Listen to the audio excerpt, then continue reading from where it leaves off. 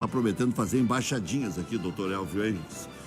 Eu sei que era um grande goleiro, mas parece que não tinha muita habilidade com os pés, por isso que foi parar no gol. Diz, quem é que vai pro gol? O ruim. E aí apontavam pro Miola. Ele veio me sacanear, eu sacaneei na frente. Eu não sou bobo. Eu não sou bobo nem nada. O Maurício está toda hora se fresqueando também, querendo que eu faça balãozinho. Agora, se o cara não fizer balãozinho com essa bola aqui, com outra é que ele não vai fazer. Isso aqui, olha só que espetáculo, olha aqui. Essa aqui é de futebol 7. Aliás, é o esporte mais praticado no Brasil. Eu tinha dúvida, viu, Miola? Os caras me sacaneiam, que os guris da Grenal, eles passam o tempo inteiro me enchendo o saco. Sim. E eu tinha dúvida entre bocha e futebol 7. E fui pesquisar, como eu jogo bocha, não jogo nada de bola. Marchamos, eu acho, fechou muita cancha aí, em função de poucos jogadores e tal. A juventude não quer mais saber e tal, é só... Não consegue juntar 11 para... Mas esses dias eu fui, falando em goleiro, né, e jogar bola depois de parado, o Lavoisier contou uma boa, né? Fomos jogar uma partida com o Lavoisier. Para quem não sabe, goleiro famoso, né? Futebol de salão, seleção brasileira, né? E aí, na hora de escalar, né? Disse, não, Lavoisier, tu vai pro gol, né? Eu disse, não, quem não marcou gol em mim, não marca mais. Jogou na linha. E normalmente o goleiro, depois jogou que para, ele quer brincar na linha. Isso aí é igual aquele cara, né? Que tá no deserto, assim, né? E aí aparece uma deusa, famosa, né? Um nome conhecido. Não vou dizer o nome de ninguém aqui para não abagaceirar mais o troço aí. Aí o cara, ela disse, não, vamos ficar e tal. Disse, mas tu não pode contar para ninguém, então não quero. Se não der para contar para ninguém, não adianta. Fico na seca mesmo. Isso aí é igual o Lavoisier. Fiz um gol no Lavoisier. Quando? Quando ele estava aposentado. O cara não diz a época. Não, mas ele diz que quem não marcou gol enquanto ele jogava, agora não marca, porque ele não joga mais. Sim, por isso. Só na linha. Na linha que ele joga. Claro, vou tirar a lasquinha, fiz um gol no Lavoisier. Não. Vai tipo catar. Olha que nós estamos falando há pouco aí do Cruzeiro, que crise o Cruzeiro. A PFUT tirou agora do Profut, né? Por quê? Não paga, né? E outra, eu brincava esses dias na Rádio Grenal, e às vezes a boca fala, e como dizia o nosso avós, né? Aquela coisa, bom, né? O cara tem que dar fé do que está dizendo. Não, mas lá em Minas Gerais, o Cruzeiro, pela folha que tem, condizente com o que pode gastar, vai passar do Atlético logo ali, não. Vai demorar 10 anos, mesmo o Atlético jogando dinheiro pela janela, né? O Atlético está fazendo cada coisinha. Olha, eles investiram 110 milhões. O Bragantino, 140. O que eles compraram? Quem é que garante que o Atlético, esse time médio que tem, quando o Keno vira o grande craque do time, nada contra. O Keno é tão bom quanto o PP, por exemplo. Mas não é aquele cara que vai decidir sempre. Né? Não é aquele centroavante de outrora aí, Roberto Dinamite, ou Meia, Zico, Jair, Tita, Tadeu Ritt, Wilson Tadei, Paulo Isidoro. Time completamente mediano. Um Sacha é uma opção de titular, né? Então, um Sacha é um jogador médio, né? Um jogador de composição de grupo, né? Taticamente importante, mas jogador normal, né? E ver que a gente se apaixona fácil, e até não tem problema de se apaixonar, né? Estrangeiro é fácil de se apaixonar. Habla, pronto. Os caras se jogam de peito, de corpo e alma. Mas aí, no ano passado, esse mesmo Sampaoli não escreveu o Sacha para o Campeonato Paulista. Depois repensou. Entre 36 jogadores, o Sacha não estava. Embestou, o Sacha não jogava nada. Depois teve que repensar o grupo, né? E aí acabou. Mas eu não tenho pena do Cruzeiro. É uma situação gravíssima, né? Mas me conhece desde quanto tempo aí, quando o pessoal gastava mais do que arrecada e a gente reclamava disso, né? E o Grêmio não passou por 15 anos, né? Depois de gestões, né? Que tiveram gastos acima do devido, né? Isso que lá naquela época não era uma coisa muito consolidada, né? 15, 20 anos atrás, não, tem que gastar, porque senão se ganha e tal. Hoje não existe mais. E o Cruzeiro fez isso. O Cruzeiro, ele fez isso o tempo todo. O Cruzeiro sabia que não poderia pagar, tá? Ele fez isso consciente, né? Não é ninguém que tinha uma aposta que, não, eu vou vender aqui, eu tiro lá, né? Eu tô calçado aqui, eu tenho um hedging aqui ou lá, né? O Cruzeiro, ele fez isso, tenho plena segurança em dizer isso, sabendo que não ia ter como pagar, né? Então, eu não tenho pena se ele não conseguir voltar, né? Apesar de ser um grande clube, eu respeito a instituição, né? A instituição eu respeito, né? Respeito o torcedor, a instituição, né? Mas eu acho que tudo tem um preço, né? O torcedor, quando foi campeão, não cobrou. O conselheiro lá não cobrou. O conselheiro do clube lá não cobrou isso. Ninguém cobrou. Estava todo mundo feliz quando estava ganhando. E todo mundo mordendo, né? Lá, a Mordebras lá era infinita. Então agora tem um preço. Agora tem um preço. Se não conseguir voltar por toda essa confusão, e outra, se não voltar, a verba que é de segunda divisão segue sendo de segunda divisão. Quer dizer, o patamar ele baixa, né? Então eu acho que a vida é um aprendizado e até se o Cruzeiro não voltar, eu acho que seria pelo menos um ano, seria bem merecido. Eu acho assim, primeiro, boa noite aos telespectadores aí, em especial os colorados, a bancada qualificada, né? Já brincamos, iniciamos, agora vamos entrando num assunto... Ainda diminuta, com 3 aqui só o ano que vem. Isso, aqui é igual a pandemia, a vacina só chega o ano que vem. Respeitar o protocolo. É isso aí. Falando, é um assunto extremamente sério, né? Mas isso, conforme tu estavas dizendo, em relação à situação do Ramon, por exemplo, eu não sei qual a expectativa que um dirigente ou um torcedor do Vasco tem com aquele plantel que o Ramon pudesse fazer mais do que estava fazendo, né? Então ele criou para si próprio um problema quando a régua dele em relação aos resultados foram melhores do que ele podia. E aí acabou sendo demitido por isso. Ele devia fazer o esquema Renato. Empatar quase sempre e ganhar do Flamengo. Aí, o Renato empata quase sempre e ganha do Internacional e se mantém. E aí então, depois a gente entra nessa situação. O problema, na realidade, ele é... Se ele faz o esquema Renato, não tem problema. O problema, na realidade, ele é cultural, né? O que o Cruzeiro fez, né? O que o Atlético Mineiro vem fazendo, as irresponsabilidades fiscais com que vários clubes no Brasil vêm fazendo, basta a gente ver quais são as dívidas dos clubes e quantos refis tiveram que acontecer para que os clubes pudessem, teoricamente, sobreviver e ter continuidade. O que acontecia simplesmente era o seguinte: rola para frente e empurra com a barriga. E a gestão seguinte tu aprova minhas contas, que eu aprovo as tuas, e a gente antecipa a receita de televisão e repassa passe de jogador para empresário, e na hora de vender o que sobra é pouco. Chegou uma hora que foi esvaziando, e dentro daquela sacola, né, poupuda que os clubes brasileiros poderiam ter em cima de receitas que o futebol brasileiro teve um pico, a questão de 2 anos atrás,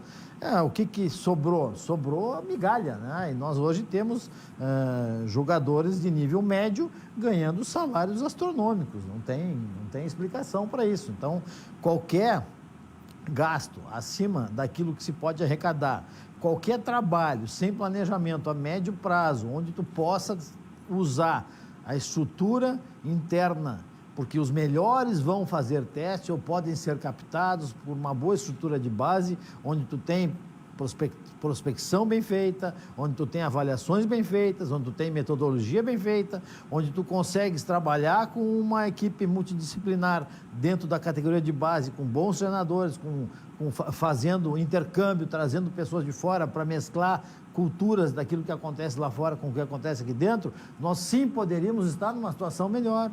E falo especificamente do Internacional, porque esse vácuo que se criou no Internacional e essa dificuldade de valores de dívidas de curtíssimo prazo são enormes. Por quê? Porque em vez de se criar um trabalho para que o jogador tenha minutagem e chegue no profissional num trabalho de 2 anos, já maturado, em condições de entrar sem problema, não, ele tem que entrar para resolver. E aí fica complexo, né? Aí fica muito complicado. Então aí se traz um Natanael, se traz uma série de jogadores que a gente não precisa nem citar, que a torcida está cansada de saber. Paga caro, né? E não consegue ter retorno. Exatamente, né? Mas a fórmula tem que ser através de um investimento na base, onde obrigatoriamente tenha que se, aos poucos, e alcançar me parece, um 30% de jogadores formados no clube. Claro que não colocar de sopetão todo mundo, vai devagarinho, mas que se alcance isso, porque se o jogador não tiver sequência, se ele não crescer, ele não vai se consolidar. Para isso, o projeto e planejamento, quando chegou na época do co-irmão, chegou junto com o autuário, que a gente fala seguido, né, do responsável por ter conseguido tornar essa geração nova do Grêmio uma geração rentável ao clube. O Edson Aguiar, que tá no Catar. Tá, mas por que o Inter não traz esse Edson Aguiar? Tem pessoas qualificadas no Brasil, tem o Edson esse do Aguiar. Inter aí, o Damiani. Assim, ó, eu acho que a vinda do Damiani, eu não consigo avaliar não participando internamente. A gente vê que se fez uma troca. Primeiro que quem estava lá era o cara. Passou 2 anos, a gente, dentro do Conselho Deliberativo, por um motivo ou outro, conseguiu fazer com que quem estava lá dentro entendesse que o rapaz tinha que sair. O Cabreira? Exatamente. Então, que tivemos alguns prejuízos financeiros em relação a jogadores que foram dispensados e tal, no caso de um que foi vendido agora por 12, 13 milhões de euros. Então, aí nós Luiz Henrique. Como nós vamos avaliar o trabalho do Damiani?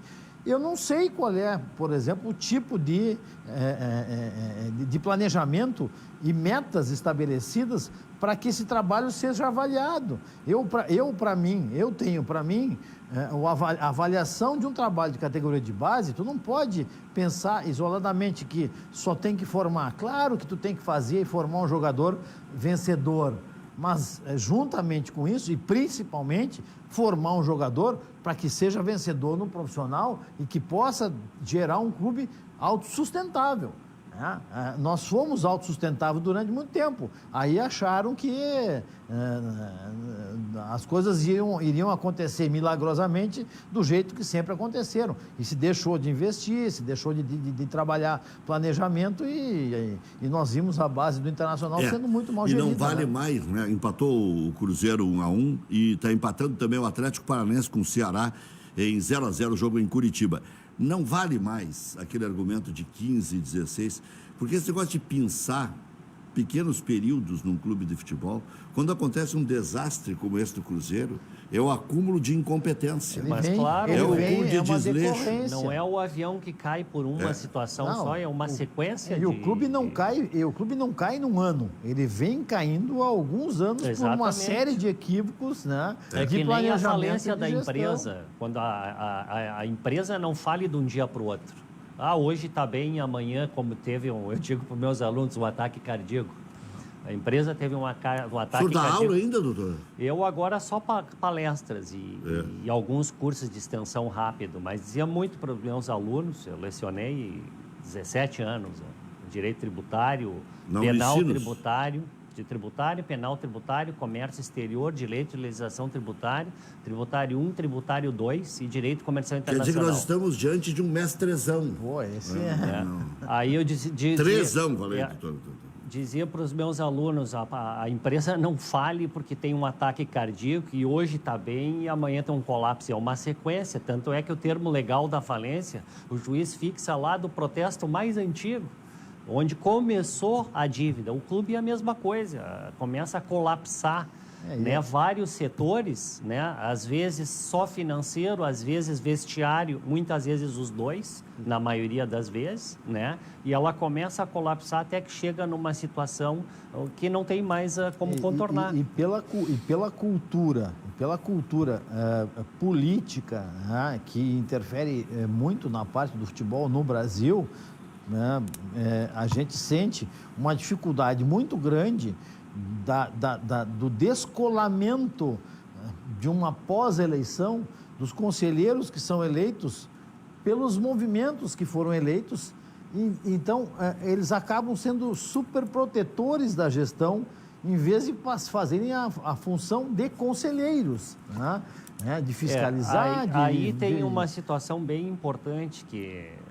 O Grêmio não está em eleição agora, mas o Internacional vai para essa fase de eleições. Eu vejo o pessoal, e até queria pontuar bastante isso, eu vejo o pessoal falando, não, os movimentos querem se eternizar, Tem duas coisas que tem que ser entendido. Os movimentos hoje estão para os clubes, assim como os partidos, tá? Para a Prefeitura, Estado, União. Né? É a maneira de colaboração. Movimento político é uma instituição sem finalidade lucrativa que tem um objetivo, apoiar o clube. Ela não tem prazo de vencimento, não tem prazo de existência. Né? Ela é indeterminada. Né? Quando a gente lê um contrato social de uma empresa, a empresa vai durar prazo indeterminado. Ela não diz ali que é 100 anos, 200 anos. Isso é um movimento. Aí, os movimentos têm pessoas. Né? Então, assim como lá no Cruzeiro teve pessoas que não caminharam bem, em cada movimento vai ter pessoas que vão caminhar bem e outras lamentavelmente, não. Então, não é o movimento que quer se perpetuar, são algumas pessoas. Então, quando falarem em movimento, eu faço um pedido, né? Deem o nome das pessoas. Deem o nome, porque aí senão começa a generalizar e aí coloca... Vira um caminhão de melancia. Sim, fica todo mundo no mesmo barco. Essa questão, não sei como é que está no internacional lá, da questão dos independentes... é uma lista em extinção, os independentes, os que conseguem entrar dentro da lista dos 100 movimentos dos independentes. Isso daí as ideias custam mais a chegar onde tem que chegar. Né? Então, ele está quase em extinção, essa entrada dessa lista. Que é uma pena. Se colocar essa situação generalizada para movimentos, vai estar se fazendo alguma injustiça para muita gente. O que acontece em relação à parte de movimentos é o seguinte, que com o passar do tempo, a importância se tornou tão grande, né, que as composições internas para a busca do poder, né, e o ser humano aí nesse ponto não há o que contestar, independente de ser movimento ou ser independente, o ser humano ele tem por si só, e eu falo o seguinte, ele é absolutista, né, ele quer ter o poder, isso é intrínseco do ser humano, a necessidade do poder, e isso internamente, num ambiente relativamente pequeno, com uma quantidade que, ao meu ver, é grande, 300 conselheiros, deveria ser pela metade, né? Essas situações acabam criando pseudo-lideranças que, em determinados momentos, levam uma definição para um movimento de uma forma negativa, porque a gente cansa de ver, em situações de votação, uma pessoa que faz parte de um movimento não levantar numa determinada votação onde ela é contrária àquela votação, porque o movimento está sentado. Isso a gente vê e chega a ser uma coisa constrangedora. Né? Agora a televisão começou a passar, tu já tens condições de assistir, as atas do conselho são coisas que deveriam ser liberadas, por exemplo, através de um link no dia seguinte, para saber de que forma cada conselheiro se manifestou. Os balanços, né, hoje são publicados. Exatamente, mas isso é uma evolução que o futebol brasileiro ainda não atingiu essa maturidade. Mas nós tem estamos que separar, passando por uma transição. Tem que separar o joio do trigo, aqueles que se servem do clube e aqueles que servem ao clube. É porque existem os dois sempre. Tem que separar. Né? Porque existem os dois sempre. Exatamente. É que alguns, às vezes, que se servem do clube são protegidos de alguns. Então, eles não saem e continuam. Então, laranja podre e maçã podre, ela tem que ser extirpada, porque senão o cesto apodrece mais rápido, né? Agora, é impressionante como alguns acham que não sobrevivem sem o clube, né? Tem sujeito que se molda aquela situação e se enreda de uma maneira que parece que ele vai morrer sem o clube. E se ele chega a um cargo importante, eu não estou falando de ninguém em específico, pelo amor de Deus, né? Se ele chega em cargo importante, aí é pior ainda a depressão. Se o cara chegou e depois se espatifou, aí é o seguinte, ele vira obsessivo. E ele é capaz de ficar inimigo do seu maior amigo. Mas aí já é doença, né? Quantos doentes desses o senhor conhece? Aí tu já está relatando uma questão psiquiátrica. Mas é verdade, tem pessoas dessa forma. Nós estamos vivendo numa sociedade que, até certo ponto, ela está doente. É verdade. Ela está extremamente polarizada e a discussão, não tem mais meio termo, não existe um diálogo, porque qualquer coisa que você fale, você é considerado radical, radical ou você é considerado pusilânime. Então, mas graças a Deus, no Grêmio houve uma pacificação, né? O nível dos colaboradores são pessoas de alto nível que me surpreendeu nos últimos anos, o nível de consciência, né, de conselheiros e colaboradores, e não tem essa polarização aí, que é muito ruim, né, porque é 8 ou 800, né, não tem o meio termo. Mas hoje o Internacional não tem mais polarização. Não, é exatamente o que é... O Internacional agora tem esculhambação ideológica. Não, o Internacional não tem uma polarização, porque na realidade não existe uma oposição, o que é uma coisa... Esculhambação que eu estou dizendo não é que os clubes estejam se espatifando, que estejam se digladiando, que estejam não sei o quê. Não. Dizer que o cara tem o pensamento A, ou que o outro tem o pensamento B, ou que esse movimento aqui, ele é absolutamente contínuo, não tem mais. Não tem mais. Pelo menos é o que se desenha para essa eleição. Ou um desmanche daquilo que parecia perene, que é o MIG, que era a única coisa perene que tinha o Internacional, que o Convergência ele estava ainda assim meio atrapalhado. O povo do clube também estava meio atrapalhado. Não sabia se era importante chegar logo ao poder, se era chegar no poder de carona. O mesmo serve para o Convergência. O I9, ele ia fundo, mas não ia tão fundo assim. Aí colocava um candidato que já sabia que ia perder, né? E estou falando assim abertamente. O acordo da Conselho não conseguiu ter volume. O sócio colorado não conseguiu ter volume. Justamente por ser independente, não ter... E até a barreira, a cláusula de barreira. A cláusula de barreira, são várias situações... Uma eleição entra, outra eleição não entra. Por isso que eu estou dizendo, virou um troço. E assim, o termo correto existe uma transformação interna, né? É uma transformação daquilo que vai acontecer. Nós vamos ver como as melancias vão se acomodar. Viola, será que isso aí, doutor Elvio Henrickson, advém de não ter um grande líder? Antigamente tinha líder demais. Tinha 7, 8 cardeais que queriam mandar. Tinha que ser eles no poder, porque senão o clube poderia ir à bufa, né? E agora no Internacional os grandes líderes não querem mais. E até alguns líderes contestados já. O que parecia intocável antigamente, o presidente Fernando Carvalho hoje, olha, acho que está quase meio a meio em termos de aceitação e rejeição. Mas ele também passou pela questão da SWAT, né? A SWAT, que eu acho que é uma atitude louvável. Machucou muito. De se apresentar para tentar resolver. Eu acho que é muito louvável por esse aspecto, né? Mas, por outro lado, o resultado não teve sucesso, né? Quer dizer, o Inter caiu para a Série B e isso pesa bastante, né?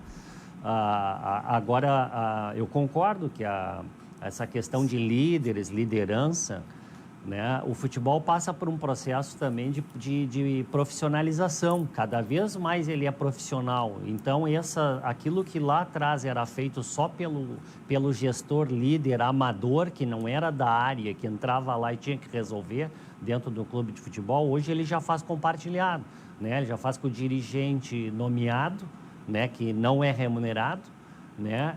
Que é um cargo político, né? E ao lado tem um executivo remunerado profissional, né? Essa é a tendência.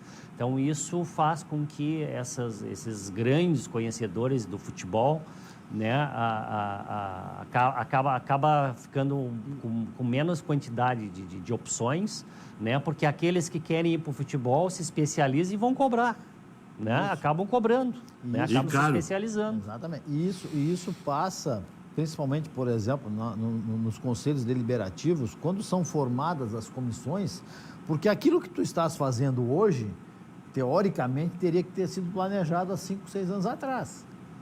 Então, o que acontece nos clubes? Os clubes trabalham hoje aquilo que pensaram ontem. Tanto ver a situação da forma com que os jogadores são lançados, o contratadorismo, a troca de treinadores. Então, onde está o planejamento e o profissionalismo disso? A gente não enxerga, né? Por exemplo, a gestão que entrou no Internacional, ela entrou com a busca de um trabalho profissional. que não existia. Nós vimos com o tempo que não existia um planejamento para o futebol. Então, assim, a importância do Conselho Deliberativo e da autonomia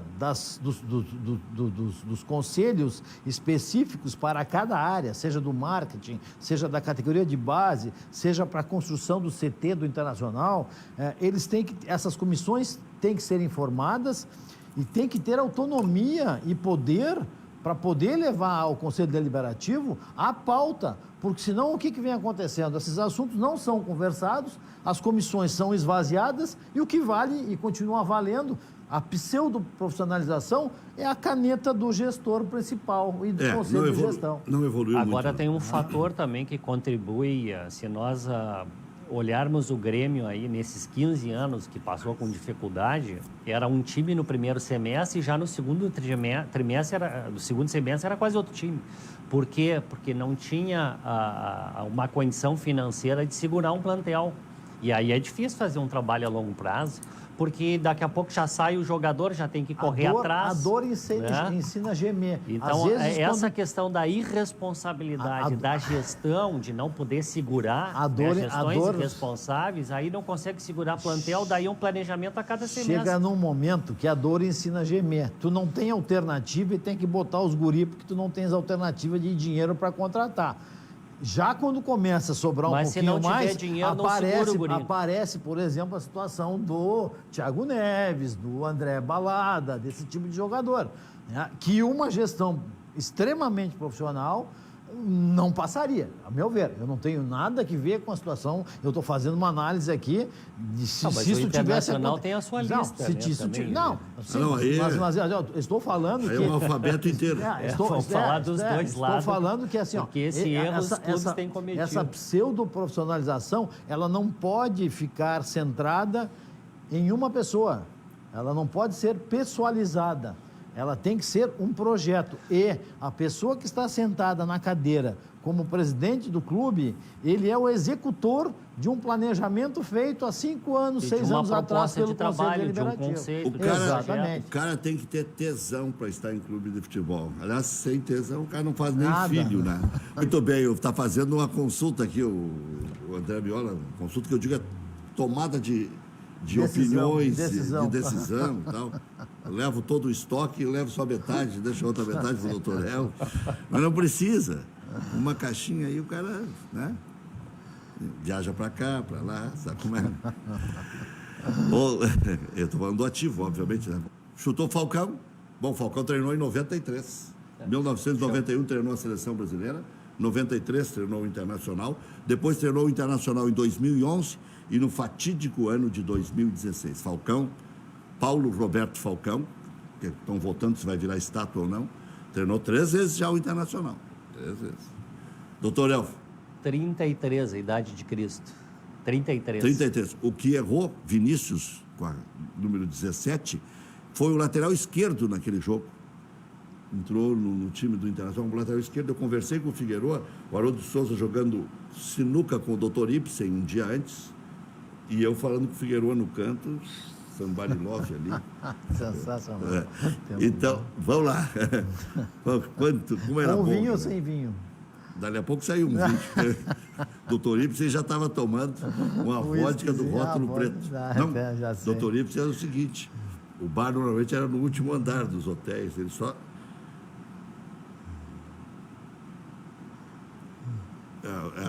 A Márcia disse que o Leandro Machado era o jogador. 33 errou também. Não, nós estamos perguntando o técnico do Internacional. E agora não pode dizer, ficou em 173. E o doutor Ives tinha o último andar, normalmente era o bar, né? Ele só dava uma batidinha. Sobe lá, pronto. A gente já dava uma benzida. E ele dizia pro cara, traz a vodka aqui. E eu quero do rótulo preto. Do rótulo preto. Doutor Ives. Em algum momento foi presidente da República. Vamos lá, mais um número, Miola. Então vamos para o 13. Medel é a bola, Medel. Número 13. 13? 13, número de sorte meu. Sabe? E aí? Só para apimentar um pouco essa neurose da eleição do Internacional, esse é o número do Alessandro Barcelos. Ah, é? Opa! Já é uma mudança, assim, dependendo de quem ele se aproximar, já é uma mudança grande. Não, eu falei 13 por causa do PT. Imagino eu. Não, eu falei por causa do PT. Do PT. Eu falei que era para neurotizar. Não, essa política partidária eu não levo para dentro do Internacional. Não, eu falei de brincadeira. Eu falei que era para deixar o negócio. Não era o nome da bola hoje, mas o nome da bola todo mundo sabe que é Nedel. Marchou também, doutor Elfio. Vamos no número do Jardel, 16. 16. Vamos ver. Será que ninguém vai acertar? Eu tinha que ter dito o nome do Figueiredo antes. Janaína Melo. Muito bem, ganhou. Parabéns. É isso aí. Parabéns. Que é coisa mais transparente do que isso aqui, mais confusa ao mesmo tempo. Não, mas é divertido, né? É divertido porque tem a... E a mulherada quiz. sabendo mais que os barbados aí. O doutor Elvio agora pegou pesado. Os caras querem ganhar a bola no mole? Pois é. Não, vamos estudar futebol aí. E o pior ainda tem o Google, né? Sim, o cara já bota ali Inter e Bragantino 96. Mas aí depois tem que mandar o WhatsApp também. Tem que ser rápido. Tem que pegar 2 aparelhos. Nossa, já estou dando no tempo desses sorteios, 2 telefones. Eu tinha o tempo de ter que discar na mão o telefone, né? Ou 2 pessoas, uma que faz a pesquisa e a outra... Depois entrou o digital. Mas na frente do computador... Leva o laptop e mais o celular, pronto. Claro. Tá feito o carreto. Mas então tá, valeu, Janaína. Já voltamos. Manga, Cláudio, Figueroa, Hermínio e Vacaria. Caçapava, Paulo César Carpegiani e Falcão. Valdomiro, Flávio e Lula. Esse foi o primeiro título do Internacional. Depois entrou Marinho Pérez no lugar de Hermínio. Saiu Paulo César Carpegiani e entrou Batista, né? Tinha a opção Jair, tinha a opção Escurinho, mas o time titular era Batista, Falcão e Jair, em 76, né? E Dario. Valdomiro, o Dario entrou no lugar do Flávio e Lula. Mudaram 2 peças, 3 peças. Sim. Uma na defesa, uma no campo. Carpegiani de Erechim, o homem do futsal. O pai do Carpegiani disse que jogava muita bola. O Inter raptou numa lancheria no meio do caminho. Aliás, meu pai teve participação nessa, porque vinha com o irmão, né? E o Carlos Duran, e ele diz, o cara tá saindo de Erechim, tem que interceptar no caminho da rodoviária, tem que pegar. E naquela época era assim, né? Interceptava chegando em Porto Alegre. E o falecido Carlinhos Duran conversou com o pessoal e, cercaram o Carpegiani. Sabe que o último caso desses aí, e aí não foi rapto nem nada, foi falta de dinheiro. Vê como um time tem que estar sempre preparado para dar o bote e para fazer boas contratações, tem que estar com o cofre em dia. Paulo Pelaipe disputou com o Fernando Carvalho? Guiazul? Não. O Guiazul pode ter sido também. Sim, também foi. Sim. D'Alessandro. O D'Alessandro era para ter jogado no Grêmio. Tá aí, os dois estão aí para confirmar a história.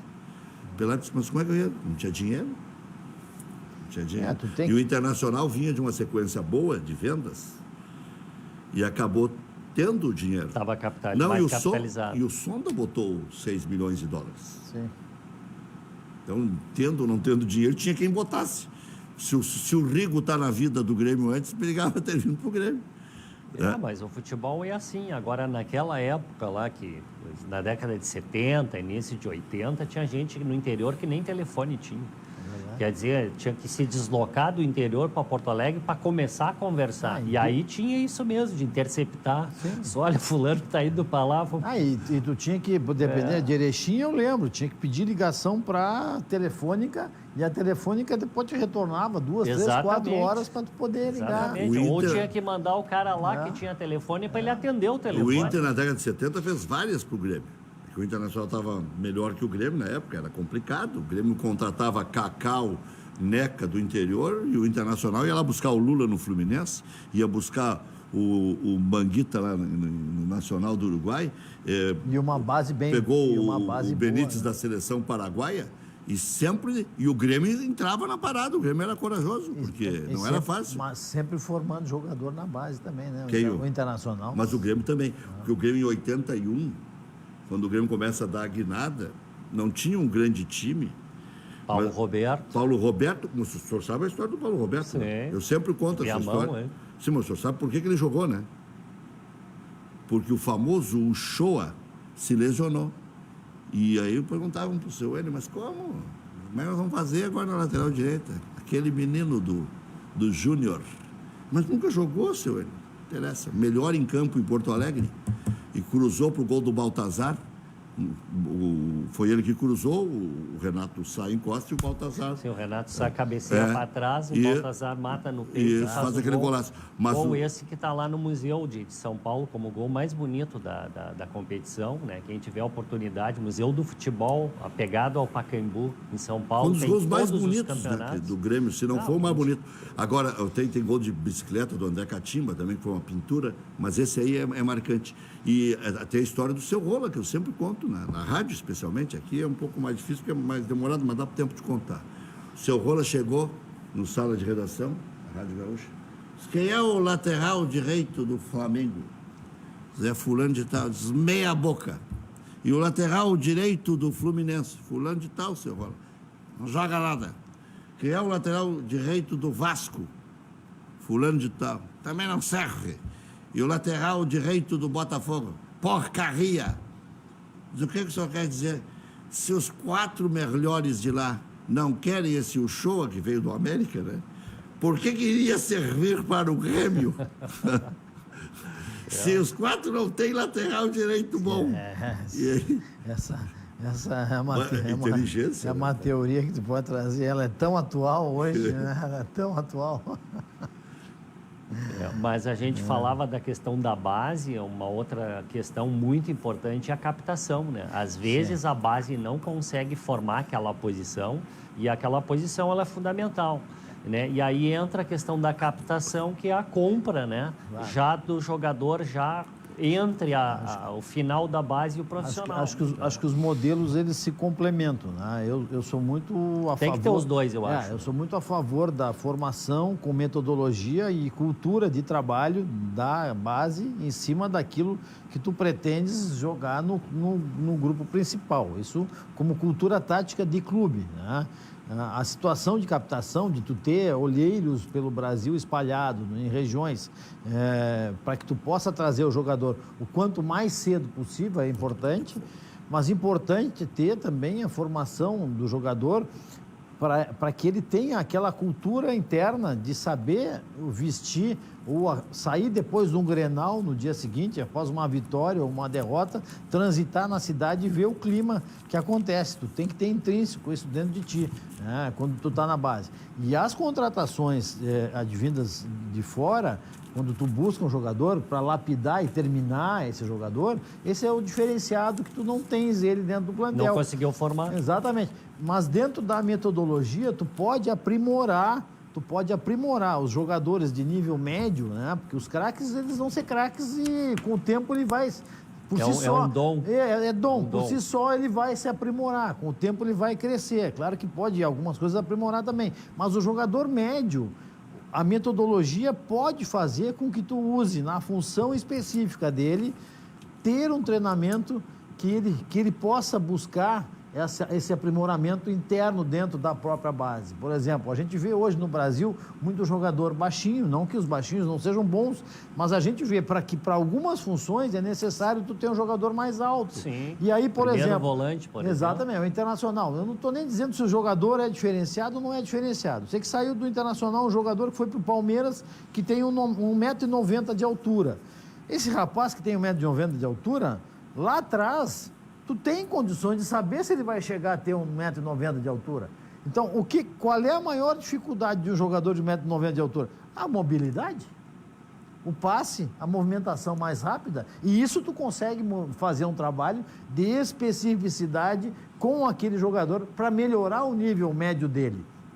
Isso é uma coisa que eu acho importante e que, infelizmente, as bases no Brasil não fazem, e aí eu bato numa tecla há anos, né, que o trabalho do futebol society, do futebol, do futsal e depois do futebol 7, eles são importantes para isso, né, são complementares ao trabalho de treinamento do futebol.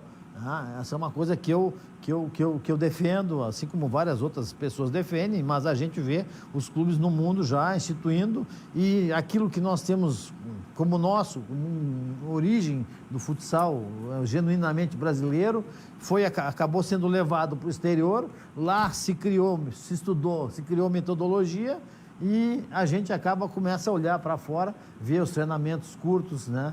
Os trabalhos enquadrantes em campos menores, que são oriundos do Eu acho futsal, muito bom o que faz, além de poder se adaptar facilmente ao futebol, né? Basta ter alguém lá que tenha conhecimento do métier.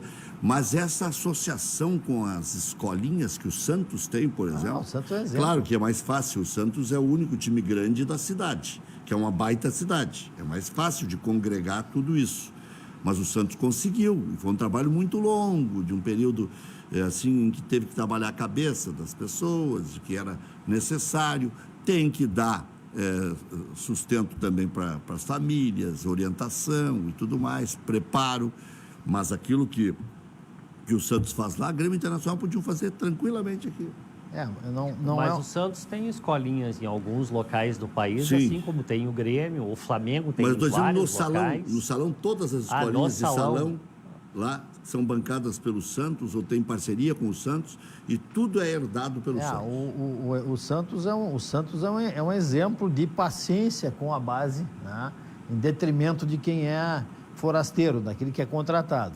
A torcida do Santos, ela tem muito mais paciência com o jogador da base do que propriamente com o jogador que é contratado. Mas isso é cultural e tem que ter um ponto de partida onde haja o tal planejamento, onde tu não vais arredar 1 milímetro daquilo que está planejado. Tu pode fazer correções de rumo disso, mas não mudar o projeto em função de A, B, C ou D que vai entrar e vai ser o novo gestor do clube.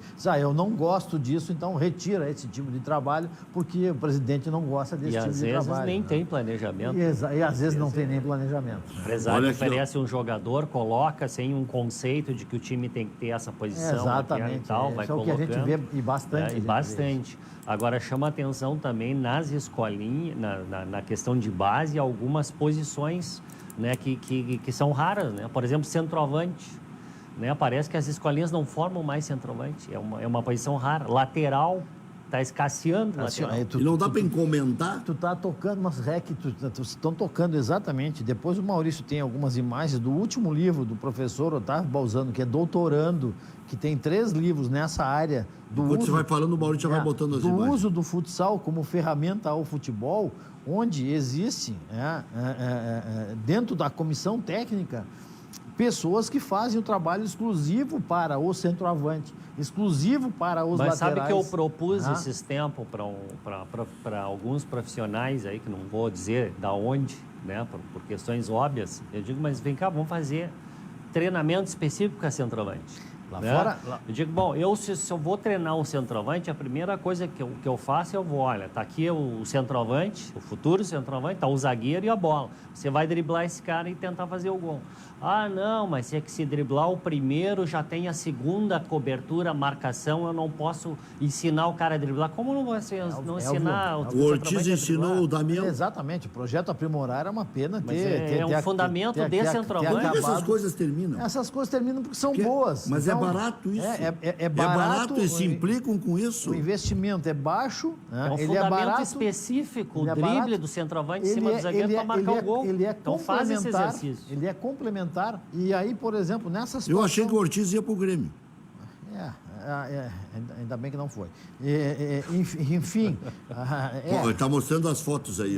Esse é o livro do Otávio, é o terceiro livro, que é o método 2 em 1, que países do exterior já usam a metodologia, e nós aqui dentro tem todo esse ranço para que a gente possa usar esse tipo de trabalho. Então, por exemplo, tu tens assim, por categoria, exercícios específicos já desenvolvidos. Tu tem 15 exercícios para defesa, 15 exercícios para ataque, para cada função de cada jogador. Os zagueiros vão cruzar e ele vai treinar para tirar a bola. Tu não pode dar várias vezes ele vai tirar. É um fundamento específico do zagueiro.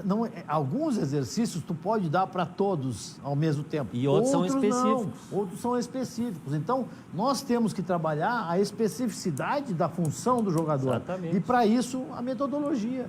Já voltamos. Saiu o time do Internacional há pouco. É Heitor na lateral direita. Se eu estiver errado aqui, o Maurício vai me corrigindo. Zé Gabriel. Eu apostei na rádio, porque técnico teimoso não adianta. Ele vai botar o Zé Gabriel, que sabe sair jogando, quer confirmar a tese e às vezes o clube que se exploda. Saiu o Moleta outra vez. O Cuesta e o Wendel. O meio-campo é aquele que todo mundo fala que é o melhor: Lindoso, Edenilson, Patrick, Bosquilha. E na frente, Potker e Galhardo. Por que não... Não vai jogar o Abel... Eu colocaria o D'Alessandro e... eu jogaria com o Peglo na frente, com 2 atacantes, o partindo Peglo de também. Trás. Peglo, parceiro do Galhardo, porque o Galhardo está sobrecarregado. E o posicionamento do Bosquilha, o melhor, onde ele mais rende, é pela direita, quando ele faz o facão e puxa para bater com a esquerda.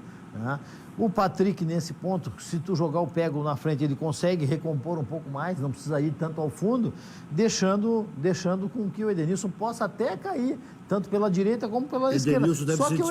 Só que o Edenilson a gente não sabe se vai querer jogar, né?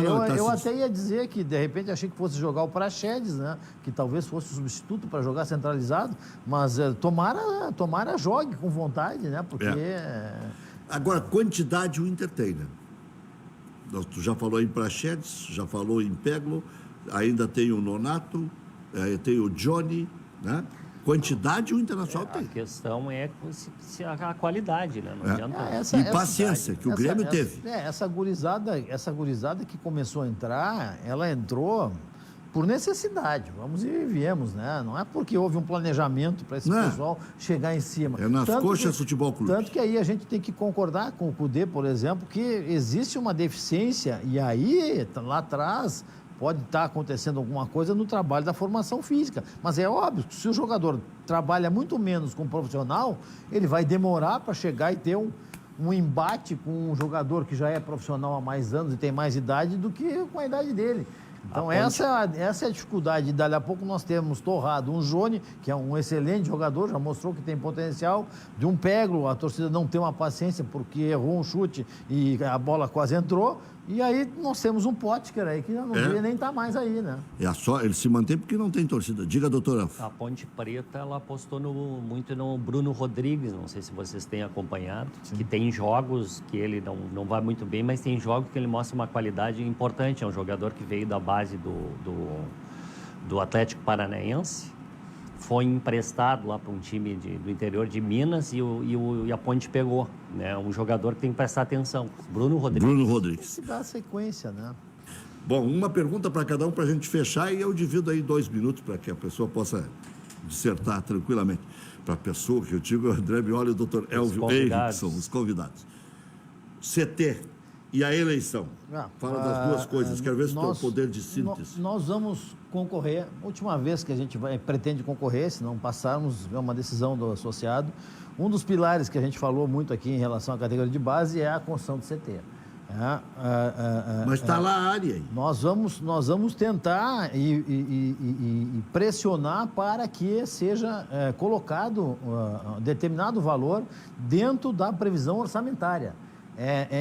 Nós já fizemos solicitação de investimento de 10% mínimo em categoria de base, já pedimos a situação do percentual de formação do jogador quando tem futuras vendas. As situações nunca são atendidas. Para ir para a divisão de base, percentual para baixo. Isso. Um clube que se diz celeiro de ases não tem uma previsão de início do seu CT e já há mais de 4 anos fala nessa possibilidade de construção, tem sim que estabelecer um planejamento orçamentário dentro do início do ano. Vamos destinar X milhões de reais durante o ano e cada mês um determinado valor é destinado para a construção do CT. E em pouco tempo esse CT se torna viável. Assim começou a construção do Beira-Rio. O Beira-Rio não foi construído do dia para a noite.